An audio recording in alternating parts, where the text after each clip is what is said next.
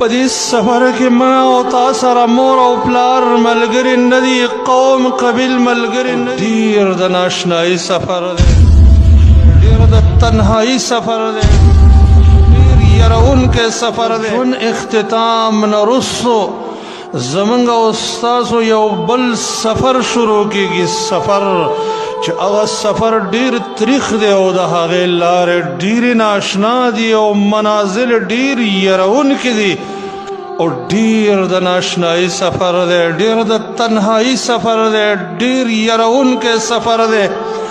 په دې سفر کې ما او تا سره مور او پلار ملګري نه دي، قوم قبیل ملګري نه دي، مال متا ملګري نه ده، یاران دوستان ملګري نه دي.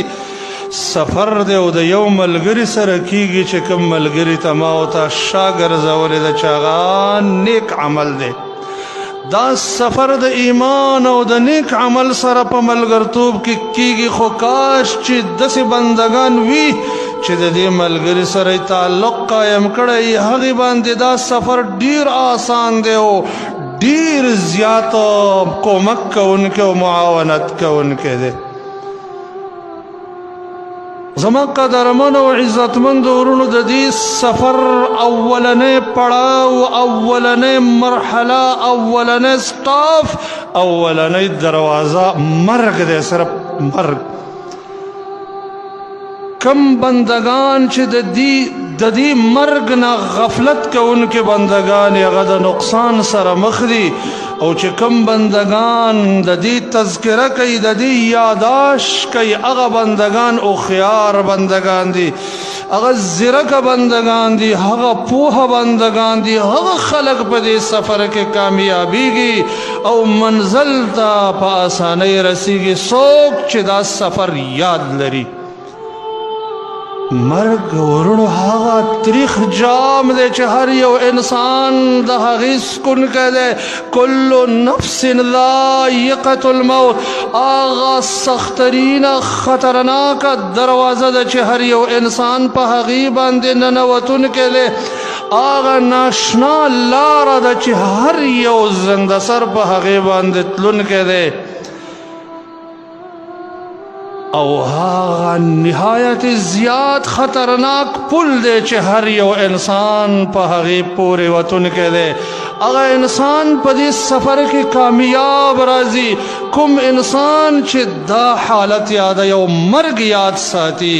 کومو خلکو چې دا ير کړی دی هغه خلک غافله بندگان دي، تاوانیان بندگان دي، نقصان ته رسېدونکي بندگان او کم عقل بندگان دي، کم عقل. زما خوږو عزتمند ورونو، دنیا کې چې د یو انسان مخې ته د 1,00,000 روپو یو خطرناکه مسله را روانوي او څوک د هغې نه غفلت کوونکي عام خلک وایي دا بیعقله دی، دې قمقل ته ته اوس ګوره بیخي اوس سوچ نشته، سوچ. عام خلک، عام تاجران، عام ملګري، عام خپلوان وایي دا ډېر بېغمه انسان دی او ډېر بیعقله انسان دی.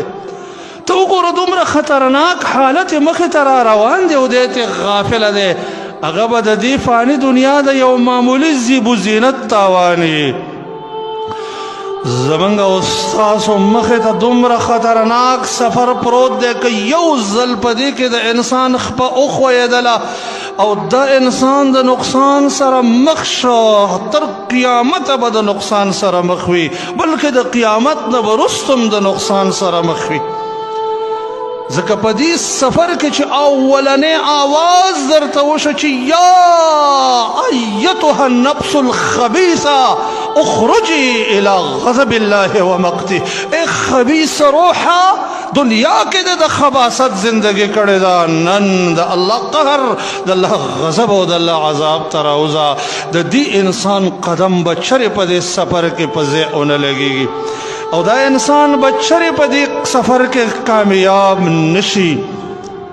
ځکه د دې نه وروستو بیا د منکر او نکیر سوال دی، دا په هغې کې پیل دی. بیا د هغې کې بیا د قبر ګروزونه دي په هغې کې پیل دی جهنم طرف ته کړکۍ کولاوېدل دي د جهنم بسترې ورله هموارېدل دي روح یې بره نه خیږي بلکې د روح په باره کې ویلی کېدلی شي چې تاسو د ده روح سجین کې ولیکئ او رب کائنات د بره نه آواز کوي چې ان کذب عبدي فافرشوا له فرشا من النار وافتحوا له بابا الى النار.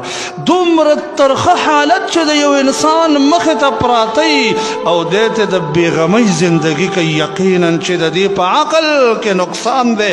هوښیار بندگان هغه دي چې دا سفر یاد لري